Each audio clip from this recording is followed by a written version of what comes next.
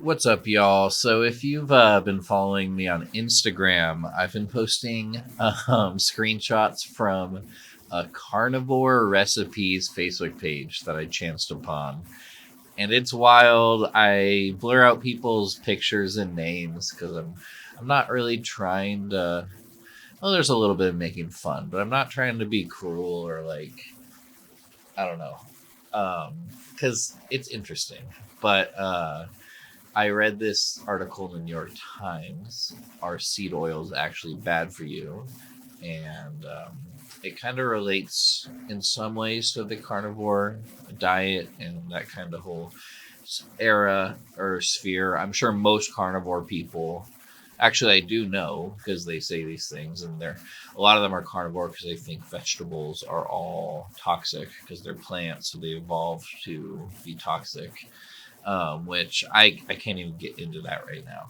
But it's interesting, and I think the way this article kind of refutes a lot of the speculation and the hype about seed oils is pretty well done. And I don't know how many people know about this. Most people have probably seen people who like don't eat seed oils and like post about it. Um, but a lot of the videos that are like the convincing ones that get people to believe it, like they show, oh, seed oils were originally supposed to be like engine oil or motor oil because they were doing testing to find different oils, and then they just decided to move it to food. Um, which a lot of that like isn't untrue. Um, I don't know the origins of all these oils, but yeah, a lot of times stuff gets invented and then gets used in different applications. But anyway, it's I don't know. There's so much fear right now, which is fair and panic. And I think everyone just wants to grab onto something they can control. So like I see that in a lot of the carnivore diet people. It's really quite sad when you get into it, like especially when there's people who are dealing with some chronic health issues and they've been feeling failed by modern medicine, by lots of different things. They're kind of grasping for anything to help. And the carnivore diet, it certainly makes people feel different ways. And the people hawking it say that it like is super powerful for everything, which is how most kind of scammy health stuff works. But I think I try not to seem hateful or mocking. Even sometimes I might, and that's okay. But because a lot of these people are just looking for answers and looking for a miracle, and it's unfortunate that the online ecosystem that exists and just people's biases and internal trust in people, um, where it can lead. But it's interesting. So anyway, I'm just gonna read this article. Are seed oils actually bad for you? Robert F. Kennedy and others claim they're harming our health, but the evidence suggests otherwise. This is by Alice Callahan on November 9th, 2024. To their many vocal detractors, they're referred to as the Hateful Eight. Canola oil, corn oil, sunflower oil, and other refined oils made from the seeds of certain plants have become lightning rods for wellness influencers and some politicians. RFK Jr. says Americans are being unknowingly poisoned by them. Online forums, blogs, and influencers say they're toxic, slowly killing you, and driving up the rates of diabetes, obesity, and other chronic diseases. The claim that seed oils are ruining our health is especially rankling to nutrition scientists who see them as a big step forward from butter and lard. Decades of research have shown that consuming seed oils is associated with better health, says Christopher Gardner, a professor of medicine at Stanford University. To suggest otherwise, he added, just undermines the science. We asked scientists to help clear up the confusion about how these oils affect our bodies. What are seed oils? Seed oils, which also include cottonseed, soybean, safflower, grapeseed, and rice bran oils, have become shorthand for refined plant-based vegetable oils. They are mainly composed of unsaturated fats. Most of them are high in one type, omega 6 fatty acids, and low in another, omega 3 fatty acids. Seed oils are made by pressing the seeds to draw out the oils, said Eric Decker, a professor of food science at the University of Massachusetts Amherst. If you stopped there, you could have a cold pressed oil, like extra virgin olive oil, which is rich in beneficial plant based compounds but prone to smoking and degradation when cooked at high heat. Manufacturers usually process the oils further with heat and solvents to help pull more oil from the seeds, Dr. Decker said.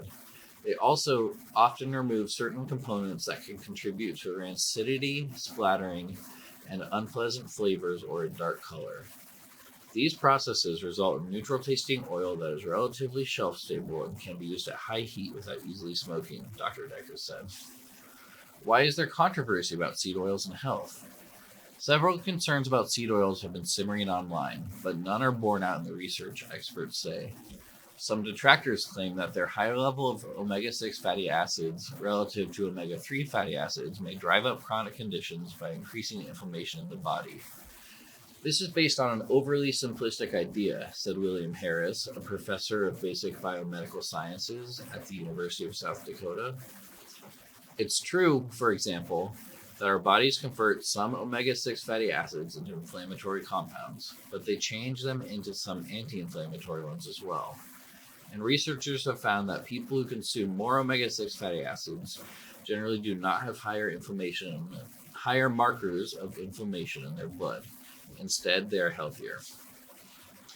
In fact, a large body of research has shown that people who consume more omega 6 fatty acids or who have higher levels of those fats in their blood have lower risk for cardiovascular disease, type 2 diabetes, cancer, and earlier death. Clinical trials have also consistently shown that when people replace some saturated fats, like animal fats like butter or lard, with seed and other plant-based oils, their LDL, or bad cholesterol levels, and risk for cardiovascular disease decrease, said Alice H. Lichtenstein, a professor of nutrition science and policy at Tufts University. Opponents also claim that the fatty acids in seed oils can easily degrade during refining, storage, or cooking, breaking into smaller molecules that can damage cells. Dr. Decker said that omega 6 and omega 3 rich oils do break down more quickly than solid sources of fat, but the refining steps help to prevent that process, as does their high level of vitamin E and antioxidant. As with many food products, seed oils can go bad when they're stored at several months at room temperature, Dr. Decker said. He stores his in the refrigerator. In that case, they should be thrown away. A final claim is that we're seeing more of these oils than in the past, is that we're eating more of these oils than in the past. And that is also increasing certain chronic health conditions. One study, for example, found that levels of linoleic acid, the main omega 6 in seed oils, in U.S. adults have more than doubled during the past 50 years. But correlation does not equal causation. We're eating more of these oils because they're used in ultra-processed and fast foods, which make up a larger share of our diets today than in the past decades, Dr. Gardner said. Those foods aren't good for us, he said, but there's no evidence to suggest that seed oils are what makes them unhealthy. That's just bizarre to blame them and not the foods that they're in. What's the bottom line? If you want to reduce your consumption of seed oils, do so by eating fewer ultra-processed foods, Dr. Gardner said. That would likely be a health win. But it would be a mistake, Dr. Lichtenstein said, to replace seed oils with ingredients like butter, lard, or tallow, which are high in saturated fats. Seed oils work especially well in recipes that require oils with a neutral flavor, like salad dressings, or for high heat cooking, like with a vegetable stir fry. That, Dr. Gardner said, would be a healthful meal, not a harmful one. Okay, just a little slobcore word of advice here. I agree with all that, but also use up some lard, use up some butter. Like, screw these nerds. You can eat some butter, you can eat some lard. Yeah, it's maybe less healthy, but you know what? Sometimes it's delicious, baby. But yeah, if you listen to all 10 minutes of this, thank you. Goodbye. See you later.